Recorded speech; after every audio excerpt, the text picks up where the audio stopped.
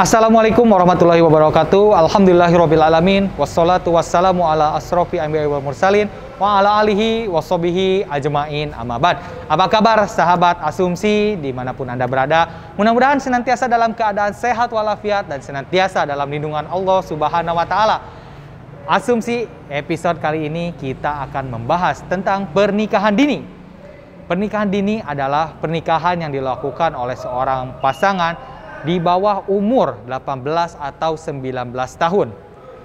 Tapi pernikahan dini ini selalu dikaitkan dengan hal-hal negatif.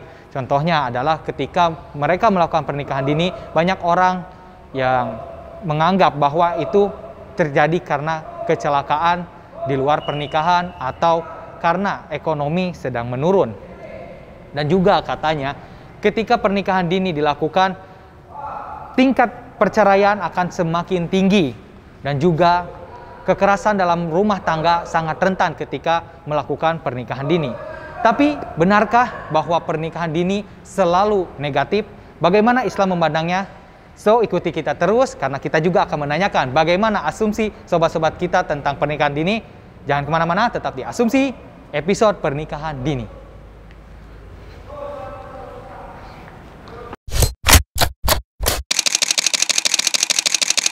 Asumsi, dua sisi, satu pandang. Hai sahabat, kita lagi ada di stasiun Tasikmalaya. Kita lagi jalan-jalan nih, mau nyari sobat-sobat kita buat nanyain asumsi mereka tentang pernikahan dini. Tapi by the way, karena lagi musim COVID-19, mobilitas orang-orang terbatas, sepi nih kayaknya. Jadi kita lanjut lagi aja yuk, cari sobat-sobat kita untuk nanyain asumsi mereka tentang pernikahan dini.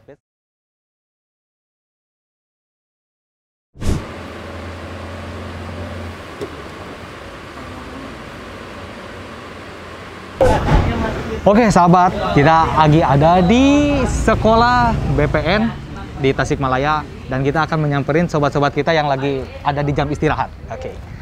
Nah ini yang paling dekat deh. Halo Om semuanya. Halo semuanya. Sorry ganggu nih. Pinjam dulu ya temennya ya. Siap. Dengan siapa nih? Namanya Daniel. Daniel Fernando. Daniel Fernando. Oh, namanya bagus juga ya. Daniel. Ya. Kita pengen nanya-nanya nih asumsi Daniel tentang pernikahan dini. Apa udah nikah? Belum. Saya belum nikah. Oke, nih belum nikah ya.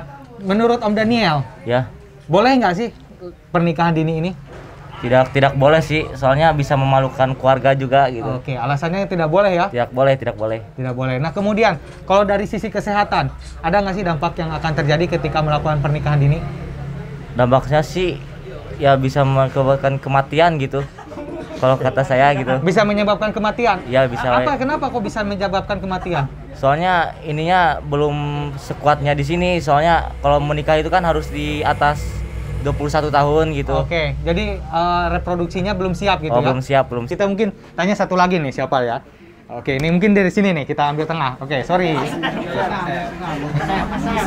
Ayo, Asep, sebentar. Pertanyaannya sama Asep. Oke, sorry. Boleh ikut. Asep nih, kita lagi sama Asep. Asep, kita pengen nanya ya, sama kayak pertanyaan Daniel tadi. Oke, pertama nih, Asep. Menurut Asep, boleh nggak melakukan pernikahan dini? Nggak boleh, Pak. Hah? Nggak boleh. Nggak boleh. Alasannya? Karena belum cukup umur. Belum cukup umur. Oke, kemudian nih, Asep.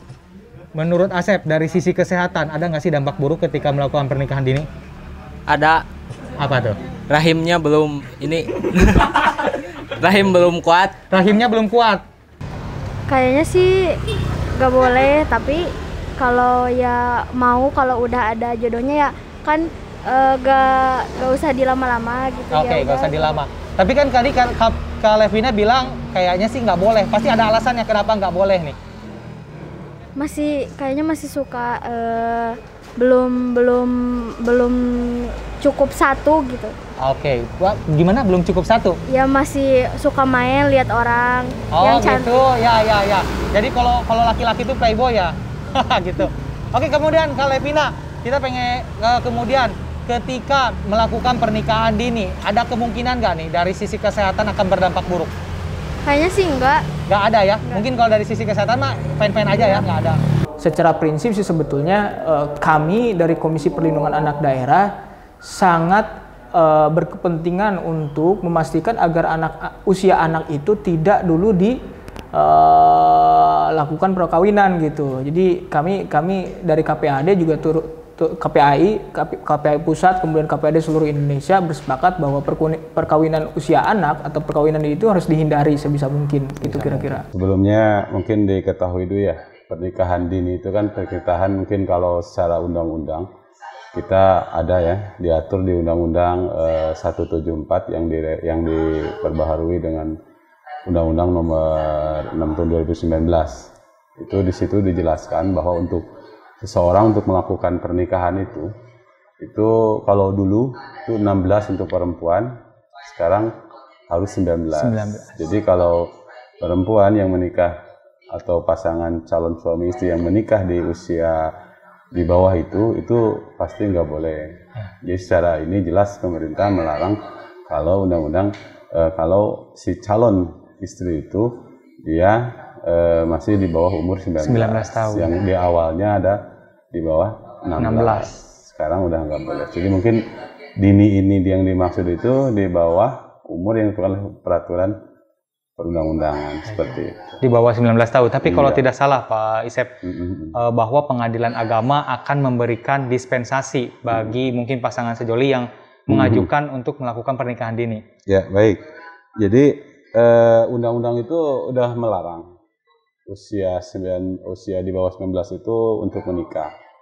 Tetapi ada di pasal di 2019 itu ada pasal B-nya terhadap orang yang menyimpangi di bawah 19, dia harus mengajukan dispensasi kawin kepada pengadilan agama. Di sini mungkin peran pengadilan agama akan memeriksa permohonan izin tersebut. Itu harus ada izin, makanya secara itu di situ disebutkan untuk menyimpanginya harus ke pengadilan agama masyarakat ini kalau dia mau menyimpangi. Dan pengadilan agama secara kewenangan juga disebutkan bahwa pengadilan agama itu berwenang memeriksa, mengadili terhadap perkara yang yang akan mengajukan dispensasi kawin itu. Kehamilan di usia dini bukanlah hal yang mudah, justru cenderung beresiko. Resiko yang akan terjadi juga tidak main-main. Cacat ketika kelahiran, bayi lahir prematur, dan setelah bayi beranjak dewasa, minimnya pengertian dan pendidikan dalam merawat anak bisa membahayakan untuk masa depan si anak akibat dari pernikahan dini. Tapi, apakah demikian? Kita akan tanya langsung bagaimana Ustadz menjawab mengenai hal tersebut.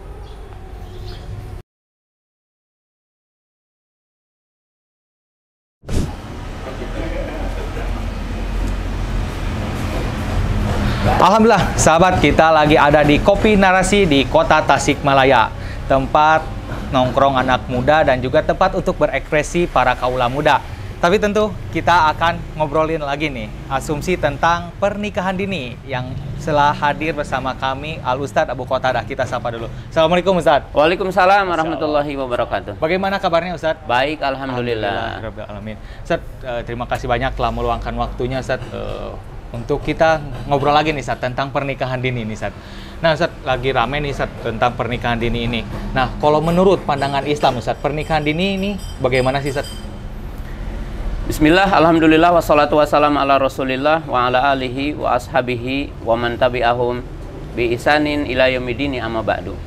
Kaum muslimin, pemirsa yang dimuliakan Allah Subhanahu wa taala, alhamdulillah kita hari ini berada di Kopi Narasi. Kopi Narasi ya, alhamdulillah.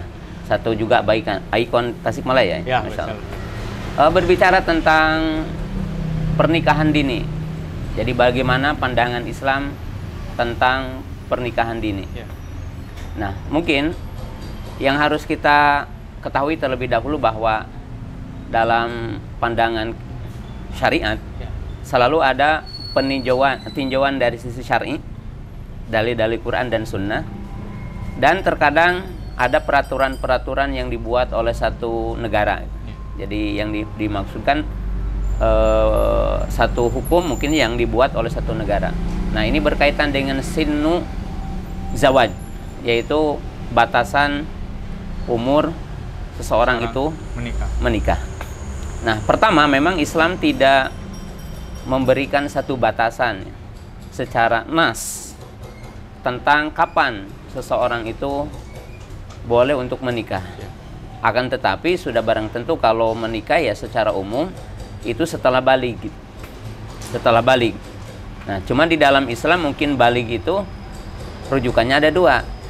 Terkadang berkaitan dengan alamat, ciri balik, terkadang berkaitan dengan umur. Kalau berkaitan dengan ciri balik ya seperti mimpi gitu kan. Haid ya, haid untuk wanita. Kemudian tumbuh bulu-bulu lah. Itu mungkin sesuatu yang udah dikenal di dalam syariat Islam. Adapun berkaitan dengan batasan umur, memang para ulama juga berbeda-beda ya. Ada yang mengatakan batasan balik untuk laki-laki adalah 15 tahun. Nah, untuk perempuan 13, ada yang mengatakan 15. Jadi ini memang tidak ada dalilnya. Nah, di dalam Islam itu sendiri, Islam tidak memberikan batasan secara khusus. Kapan? Artinya, oh ini boleh nikah, ini tidak boleh. Nah, dalam Islam tidak ada. Nah, apa hikmahnya? Hikmahnya memang kalau berkaitan dengan masalah pembatasan untuk nikah yang mungkin dibuat di dalam satu negara, itu memang ternyata kalau berkaitan dengan sisi-sisi kedewasaan nanti gitu ya, kedewasaan dalam masalah berumah tangga itu akan berbeda-beda.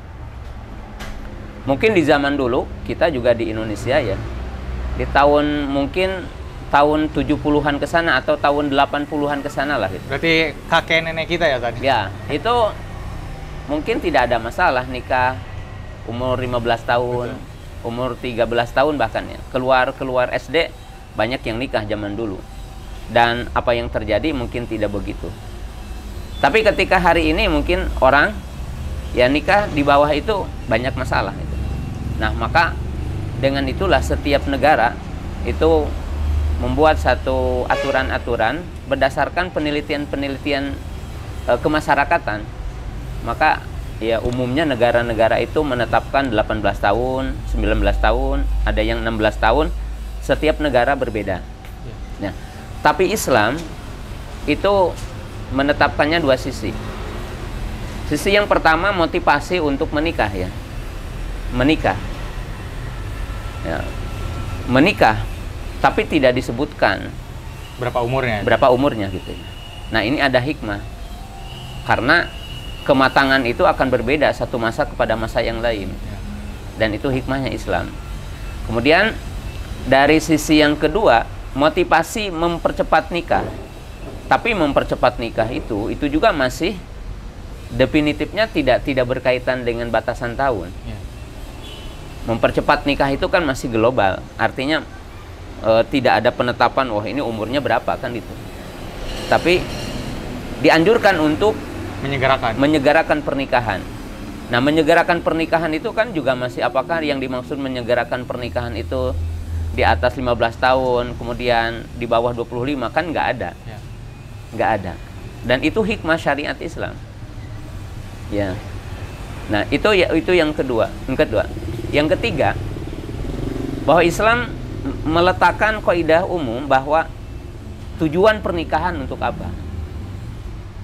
Salah satu tujuan pernikahan itu kan untuk memakmurkan dunia, untuk menciptakan ketentraman, untuk menjaga keimanan, untuk menghindari perbuatan-perbuatan yang menyimpang berkaitan dengan seks gitu kan. Baik mungkin penyimpangan seks berkaitan dengan hubungan seks di luar nikah.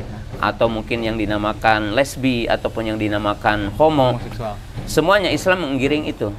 Nah, Islam memang tidak memberikan satu batasan. Nah, tapi kaidahnya tadi satu ya, memang tidak ada dalil yang menyebutkan pembatasannya, umurnya. Yang kedua, anjuran untuk apa? Menikah. Tapi tidak ada dalil yang menunjukkan berapanya. Umur sekian-sekian. Nah, yang ketiga adalah berkaitan dengan memahami tujuan apa? Pernikahan. Maka definisi pernikahan dini itu ditentukan oleh kondisi-kondisi satu lingkungan masyarakat dan penelitian para ahli untuk menetapkan itu. Tapi Ustaz, kalau ngomongin boleh atau enggaknya, boleh nggak sih sebetulnya? Karena mungkin kalau kita aturan di Indonesia ini 19 tahun nih Ustaz. Tapi kalau misalnya ketika di bawah umur 19 tahun, Islam ini membolehkan nggak sih Ustaz? Ya, Islam itu artinya tidak ada larangan gitu. Tidak ada larangan. Tidak ada larangan berkaitan dengan, dan bukan syarat itu, bukan syarat kalau nikah itu umurnya harus sekian. Ya. Nggak ada gitu. Nggak ada. Nah, lalu mungkin apa sih hikmahnya syariat Islam tidak menetapkan dengan tadi tahun, umur gitu. Ya. Karena memang perkembangan manusia akan berubah gitu. Dari sisi kematangan untuk menikah, baiknya untuk menikah itu akan berbeda-beda. Satu waktu dengan waktu. Oleh sebab itu definisi pernikahan dini sendiri kan berubah. Kayak kita di Indonesia mungkin dulu 16 tahun itu tidak 17 tahun tidak dikatakan pernikahan dini. Jadi dibatasi 16 tahun ke bawah. Ya. Nah, sekarang dibuat lagi satu perundang-undangan gitu ya. Ya. Itu berapa? 19 tahun. 19 tahun. Ya, 19 tahun, dan ini umum di seluruh dunia ya, hampir hari ini gitu. 19 tahun. 19 tahun itu memberikan aturan untuk boleh nikah itu. Kalau dari sisi kesehatan, Ustaz, mungkin boleh diperjelas, Ustaz. Itu Islam memandangnya gimana nih, Ustaz?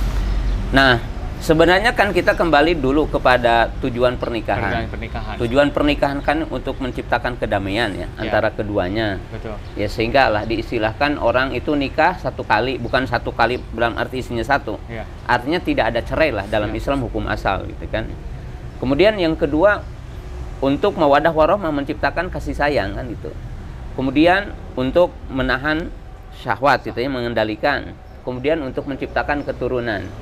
Nah, terkadang dilihat dari sisi penelitian tadi ya, kan untuk keturunan.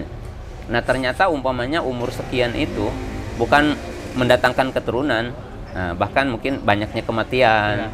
Dari sisi kesehatan umpamanya bahwa nikah dini itu pertama banyaknya keguguran. Karena sisi kekuatan wanita untuk hamil, reproduksinya itu lemah. Kemudian dari sisi kalaupun hamil, banyak yang lahir belum sampai kepada batasan seperti HPL-nya seperti umpamanya prematur gitu ya. Itu dari sisi kesehatan.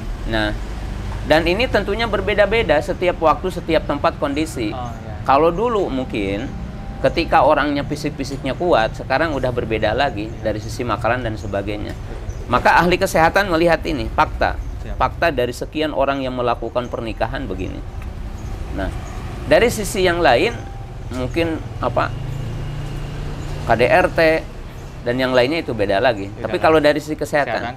Nah, jadi tidak mengapa sebenarnya pemerintah manapun memberikan satu batasan umur. Dengan umur itu tidak melanggar syariat. Karena sudah berdasarkan riset tadi ya. Karena kan tadi tujuan pernikahan itu untuk keturunan salah satunya gitu kan. Ya, kemudian untuk mawaddah warahmah. Nah, ini kalau sekarang ternyata berdasarkan penelitian banyaknya keguguran gitu ya. Kemudian banyaknya lahir sebelum waktunya. Maka tidak mengapa diberikan batasan berdasarkan penelitian ilmiah itu. Insyaallah. Jadi mungkin kalau Ana boleh simpulkan, berarti Islam ini kita mengikuti ulil amri ketika penetapan itu ya, Sadia. Ketika riset tadi mengatakan bahwa umur sekian, setelah diriset ternyata reproduksinya belum sanggup, belum cukup gitu, Sad. Itu mengikuti ya, Sad ya? Iya, mengikuti. Oke. Ada nggak sih akibat yang akan terjadi ketika melakukan pernikahan dini, mungkin kekerasan rumah tangga contohnya gitu? Oh, itu masalah keuangan atau enggak masalah orang tuanya lumayan tidak setuju, tapi kan kalau misalnya melakukan nikah udah hamil gitu ya, kan pasti udah direstuin ya. Bisa aja gitu yang ke ibunya teh gak suka ke lakinya, yang cewek ibunya gak suka ke anak lakinya, bisa aja gitu. Jadi bisa aja terjadi kekerasan ya. Asep, ketika mungkin melakukan pernikahan muda, ada nggak sih resiko akan terjadinya kekerasan rumah tangga? Ada ya. Kenapa tuh? Karena masalah keuangan Ya. dan masalah keluarga lah gitu. Iya, masalah keuangan dan keluarga. Kayaknya ada. Ada. Alasannya? Soalnya gimana ya? Masih ya karena suka masih lihat-lihat orang gitu, Oke. terus jadi terbawa emosi gitu. Oke. Baik, sahabat Gema Islam, kita lagi ada di Dinas Sosial Kota Tasikmalaya. Kita akan nanya ini tentang pernikahan dini. Nah, dengan Ibu siapa, Ibu?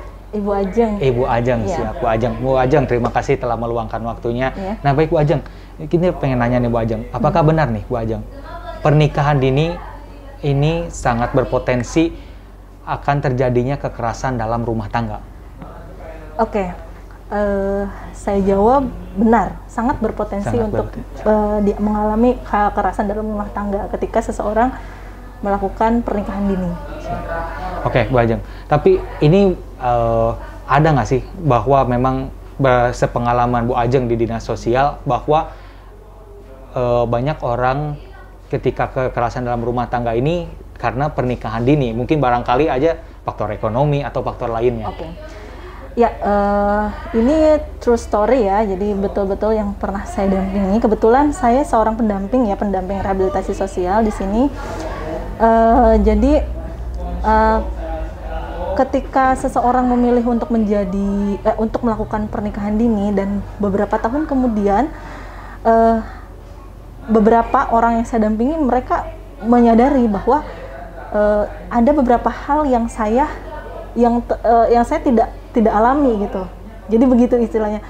Jadi saya bisa katakan bisa simpulkan bahwa kematangan mental, kematangan psikologis, kematangan pengalaman itu belum siap gitu, dan akhirnya menyebabkan proses perceraian dan proses KDRT itu terjadi mau tidak mau gitu. Resiko itu yang kemudian menjadi latar belakang atau alasan sosiologis ya, terutama alasan sosiologis kenapa kemudian usia perkawinan itu harus dibatasi 19 tahun. Yang diantaranya adalah potret beberapa kekerasan dalam rumah tangga itu rata-rata terjadi di usia yang relatif masih muda dan mereka sudah menikah kan gitu.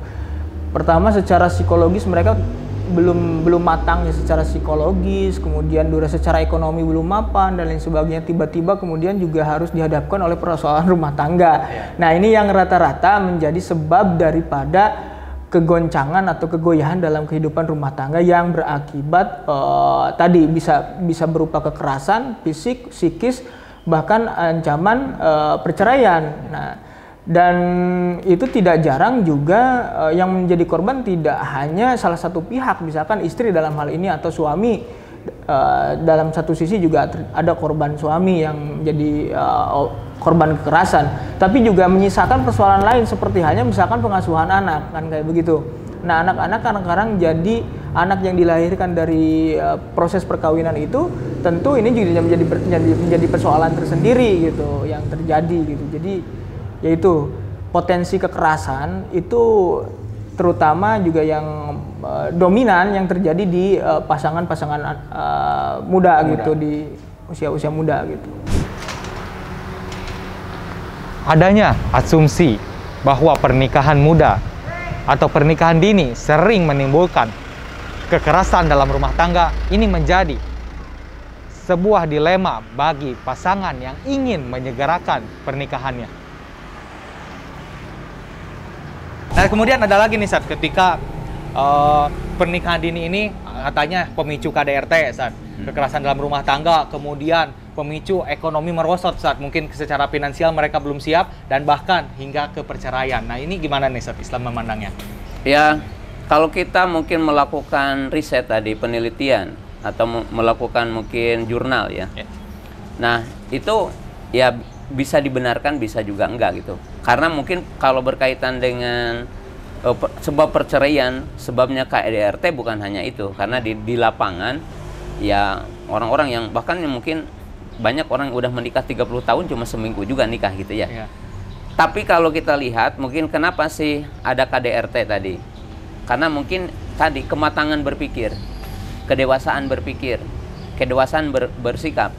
Nah, justru mungkin di sini ada dua sisi, peran pendidikan. Nah, kenapa terjadi itu? Mungkin dengan pendidikan. Tapi memang gitu bahwa orang yang belum matang gitu kan, cara berpikirnya dalam arti umurnya gitu kan, belum matang, itu ya sering terjadi KDRT itu kan pengendalian emosi intinya. Psikisnya itu. Ya psikis, pengendalian emosi, ya seperti apa melihat kesalahan istri, tidak punya kesabaran. Demikian juga seorang istri melihat kesalahan suami. Ya disitulah. Nah maka mungkin dilihat bahwa umur di bawah ya 18 tahun atau 19 tahun itu banyak terjadi dari sisi kemampuan untuk mengendalikan emosi. Jadi mengendalikan emosi. Nah, itu bisa dikatakan juga sisi benar di situ. Sisi benar. Kemudian kalau berkaitan dengan sisi ekonomi. Dari sisi ekonomi ya sama juga kematangan ya seperti banyak sisi sih kemampuan untuk mencari harta di masa-masa itu gitu ya, dengan kondisi hari ini perseteruan tentang bagaimana ya gitu kan, itu sangat sulit hari ini. Kemudian juga dari sisi mengendalikan ya pendapatan dengan pengeluaran, manage uang ya, manage uang dan sebagainya. Memang ini terjadi istilahnya kemungkinan untuk terjadi perceraian dengan sebab itu juga banyak, tidak bisa kita pungkiri. Ya. Tapi bahkan bisa berujung ke perceraian nggak saat ini? Ya bisa ujung ke perceraian kan, semua itu dari KDRT ya mungkin perceraian. Dari sisi merusut ekonomi, ya merusut ekonomi juga penyebab perceraian. Dan kita juga kan tidak menafikan, jangankan yang diistilahkan ini masih muda gitu. Orang yang udah menikah puluhan tahun juga ya gitu kan, 20 tahun bisa cerai gara-gara suaminya itu sekarang udah tidak kerja kan gitu. Betul. Jadi cukup mengejutkan ya Pak, ada 2020 248 orang yang mengajukan untuk pernikahan dini, dan di 2021 ada 181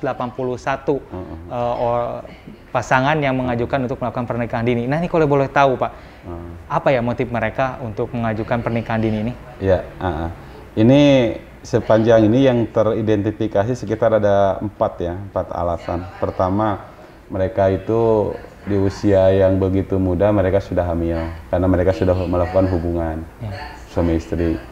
Terus yang kedua, mereka mengaku pernah melakukan hubungan suami istri. Dan setelah itu dan yang ketiga, mereka juga di alasannya itu karena mereka putus sekolah, terus mereka nggak kerja, pacaran, akhirnya saling ketemuan dan segala macam, dan mereka malu katanya, orang tuanya takut kalau mereka terjadi perzinahan. Tapi ini belum, cuma mereka saling mencintai, kerjaan nggak ada, sekolah nggak ada, akhirnya mereka enakan kawin aja dulu, kan gitu. Dan inilah orang tua yang mengajukannya karena orang tuanya takut terjadi perzinahan dan sering diomongkan oleh masyarakat setempat kan gitu. Dan yang paling ini juga yang kadang penyebabnya itu yang keempatnya, mereka itu karena orang tuanya akan pergi kerja keluar negeri, jadi TKW atau jadi apa, mereka di sini sementara mereka tinggal 1 tahun lagi usianya dewasa. Akhirnya mereka minta karena takut nanti tidak ada wali yang ngurus segala macamnya, minta untuk dikawinkan karena orang tuanya mau kerja keluar negeri. Hal-hal itu yang saat ini yang ada di data Pengadilan Agama Kota Tasik seperti itu. Oke, baik, hal-hal mendesak. Oke, sahabat Umat Islam, kita akan kembali nih menanyakan sahabat kita tentang pernikahan dini dari Bapak Ade Kurnia. Apa kabarnya Pak Ade? Siap. Alhamdulillah baik. Alhamdulillah baik. Pak Ade, mungkin Pak Ade ini sebagai advokat ya? Advokat. Jadi salah satu tugas advokat ini mendampingi yang ingin mengajukan perceraian ya? Salah satunya tugasnya. Salah satunya ya, itu. Oke. Tugas advokat kan banyak. Betul. Salah satunya itu ya. Nah, Pak Ade, mungkin sepengalaman Pak Ade, pernah nggak nih menangani yang melakukan pernikahan dini pada akhirnya cerai? Oh gitu. Kalau menurut pengalaman saya, kita sudah pernah beberapa kali lah ya. kita menangani mereka yang nikahnya di bawah usia. Di bawah usia. Tapi ujung-ujungnya selang berapa bulan, mereka balik lagi menghubungi saya untuk minta dipisahkan, Pak. Oke. Jadi kita pernah. Oke, kalau boleh tahu Pak Ade, itu penyebabnya apa tuh? Mereka pengen dipisahin lagi? Kalau penyebabnya itu memang banyak. Ya, variatif. Tapi kebanyakannya itu lebih kepada egoisme masing-masing, Pak. Egoisme masing-masing. Karena mungkin disebabkan oleh pemikiran mereka yang belum dewasa, Pak. Oke. Jadi setiap ada masalah, ketika ada masalah yang menerjang rumah tangga mereka sikapi tanpa pikir panjang gitu loh, Pak. Karena kedewasaan berpikirnya masih belum matang ya? Belum matang gitu loh. Nah, itulah kenapa kemudian dalam Undang-Undang Nomor 1 Tahun 74 itu usia pernikahannya itu dibatasi gitu loh, Pak. Ada batas usia nikah minimal 19 tahun gitu loh, Pak. Oke. Tidak hanya dari sisi kesehatan, pernikahan dini dikatakan merampas masa remaja mereka, di mana ketika seorang remaja belajar, bermain, menghabiskan waktu masa mudanya, namun ketika melakukan pernikahan dini, mereka harus menanggung beban untuk pria mencari nafkah, untuk sang wanita mengurus urusan rumah tangga. Ya, kaum muslimin pemirsa yang dimuliakan Allah Subhanahu wa taala, ya. Tentunya kita sama-sama memahami bahwa tadi, pertama Islam tidak membatasi, sekali lagi Islam tidak membatasi tentang umur. Tapi plus Islam itu menjelaskan tentang tujuan dari pernikahan. Tujuan dari pernikahan. Maka untuk tercapainya tujuan pernikahan ya perlu diperhatikan tingkat kedewasaan orang. Karena kan kalau tadi untuk menciptakan kasih sayang, menciptakan keturunan, mengendalikan syahwat, kemudian menciptakan masyarakat yang baik. Nah, itu kan berawal dari orang-orang yang berpikirnya mapan, berpikirnya terkendali. Nah, maka di sini kita juga catat bahwa ya definisi mempercepat nikah tidak berarti ya tadi nikah umur 15 tahun, umur 16 tahun. Nah, mungkin kondisi-kondisi hari ini itu akan menjadi satu pertimbangan gitu. Pertimbangan untuk menikahkan anak gitu. Karena jangan dipahami kalau dulu mungkin masa tahun-tahun 80-an ke sana atau 1970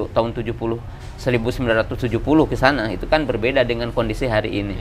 Kondisi lapangan, peradabannya, kondisi fisik manusianya itu menjadi satu pertimbangan bagi kita. Jadi kita tidak mempolemikan itu antara dua ini gitu.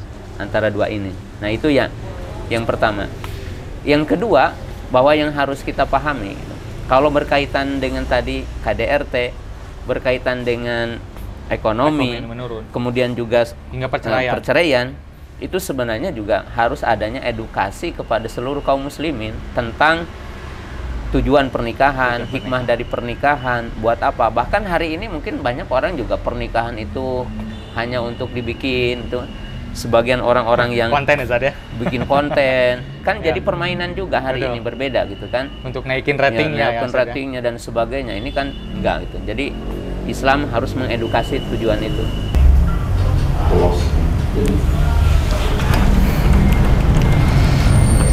Alhamdulillah selesai sudah dan lengkap sudah asumsi episode pernikahan dini. Tadi kita sudah mendengarkan bagaimana asumsi sobat-sobat kita tentang pernikahan dini. Kemudian ada dari perwakilan Dinas Sosial, kemudian dari Bapak Kepala Pengadilan Agama Kota Tasikmalaya, dan juga Ketua Komisi Perlindungan Anak Daerah di Kota Tasikmalaya. Insya Allah kita akan kembali lagi di asumsi episode selanjutnya. Jangan kemana-mana, tetap di MGTV, medianya umat Islam.